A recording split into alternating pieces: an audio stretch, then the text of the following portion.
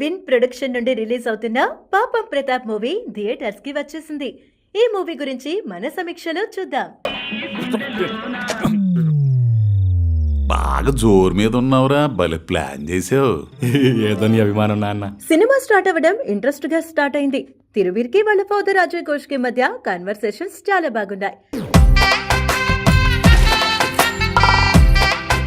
కిందేముందిరా చూస్తున్నావు?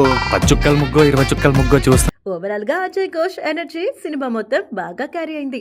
First half లో అక్కడక్కడ మెయిన్ కాన్ఫ్లిక్ట్ సీన్స్ బాగున్నాయి. ఇంటర్వెల్ బ్లాక్ లో వచ్చే సీక్వెన్స్ కూడా చాలా బాగున్నాయి. ముఖ్యంగా తిరువీర్ క్యారెక్టర్ కి క్యారీ చేసిన పర్ఫార్మెన్స్ తెలుస్తుంది. సెకండ్ హాఫ్ కి వచ్చేసరికి సినిమా బాగా డ్రాగ్ అయింది అనిపించింది. డైరెక్టర్ తీసుకున్న సెంట్రల్ కాన్ఫ్లిక్ట్ పాయింట్ ఇంట్రెస్టింగ్ గా ఉంది, కొత్తగా కూడా ఉంది. కానీ కథను తీసుకువెళ్లిన విధానం, కథను నడిపించిన విధానం అంత ఇంపాక్ట్ఫుల్ గా లేదు అనిపించింది.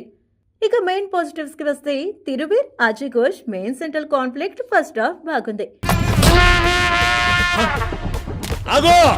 నువ్వు మంచోడు కాదు నాన్న. నువ్వు వేసే యాసాలని నాకు తెలియదు అనుకున్నావేమో. నెగటివ్స్ కి వస్తే మ్యూజిక్ బిగ్ లెగ్ డౌన్ అనిపించింది. ట్యూన్ వచ్చేసింది అబ్బాయి, ఒకసారి రా అని చెప్పేసి వినిపించారండి. మైండ్ బ్లాక్ అన్న. Thank you so much.